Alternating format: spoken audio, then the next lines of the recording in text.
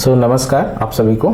मैं हूं डॉक्टर नवीन और मैं एक चेस्ट फिजिशियन हूं और अभी वर्तमान समय में मैं apex super speciality hospital DLW Varanasi में कार्यरत हूं। आज हमारा जो टॉपिक है अवेयरनेस का, ये उस टॉपिक का नाम है ओबेसिटी एंड रिलेटेड कॉम्प्लिकेशंस और रिलेटेड प्रॉब्लम्स।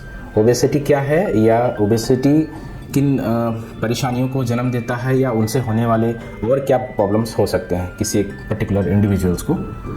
ओबेसिटी कहने के लिए कुछ टर्म हम पहले समझ लें तो चीज़ें अच्छे समझ में आएंगी कि ओबेसिटी ओबीज किसको हम बोलते हैं।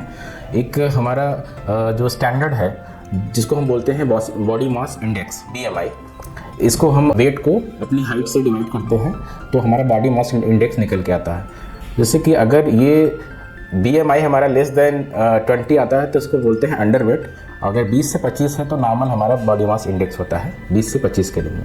25 से 30 जब जाता है तो इसको बोलते हैं हम ओवरवेट और 30 के ऊपर जब चला जाता है तो इसको बोलते हैं ओबीज। ओबीज वाली कैटेगरी में जो इंडिविजुअल आते हैं उनको ना केवल चेस्ट से लेकर के बल्कि बॉडी में इनके कई अंगों पर दुष्प्रभाव डालता है। जिनको शुगर नहीं है, BP नहीं है, हाइपरटेंशन नहीं है, थायराइड नहीं है, कार्डियक का रिस्क नहीं है, ये सब चीज़ें ओबेसिटी हो जाने पे इनके रिस्क फैक्टर काफ़ी टाइम बढ़ जाते हैं। मीन्स उस पेशेंट्स को जिनको अगर ये सब प्रॉब्लम नहीं है, BP, शुगर, हार्ट, थायराइड ये सब चीज़ें नहीं है, तो अगर ओबीज की कैटेगरी में लैंड अप करने के बाद ये सब का रिस्क काफ़ी बढ़ जाता है। इनसे अलग अगर हम बात करें पर्टिकुलरली चेस्ट के बारे में तो जो कुछ प्रॉब्लम जैसे होती हैं कि क्रॉनिक COPD पेशेंट्स हो गए या क्रॉनिक अस्थमा पेशेंट्स हो गए जो पहले से इनको चली आ रही, अगर ये है और ओबीज भी पेशेंट हैं तो इनके रिस्क ऑफ एक्सर्वेशन यानी अचानक से दिक्कत होने वाली की संभावना पॉसिबिलिटी काफ़ी बढ़ जाती है।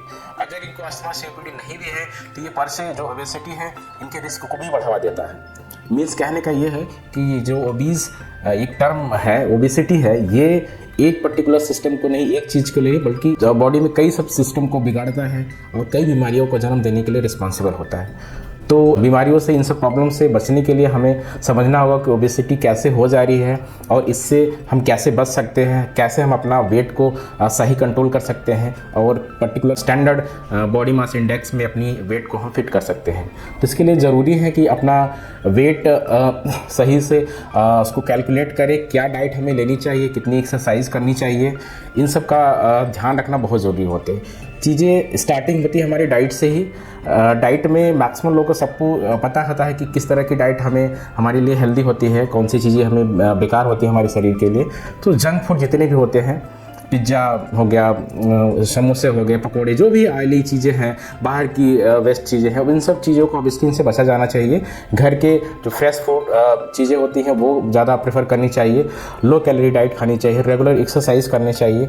एक्सरसाइज के कई फॉर्म हो सकते हैं। आप दौड़ सकते हैं, भाग सकते हैं, साइकिलिंग कर सकते हैं, योगा प्राणायाम कर सकते हैं। तो भाई इस एक्सरसाइज के थ्रू अपने वेट को रिड्यूस कर सकते हैं, डाइट के थ्रू कंट्रोल कर सकते हैं। इनके थ्रू जो आपका वेट आपका अगर एक स्टैंडर्ड कैटेगरी में आने की वजह से आपकी चीज़ें काफ़ी कुछ प्रभावित हो जाएंगी, आपके नॉर्मलाइज हो जाएंगी। जो चीज़ें अक्सर बिगड़ रही होंगी, अगर शुगर BP कुछ चीज़ें हैं तो जो बिगड़ी रहेंगी, तो इन सब भी चीज़ों से काफ़ी कंट्रोल हो जाता है आपकी, अगर वेट सही से इसको कर लिया जाए।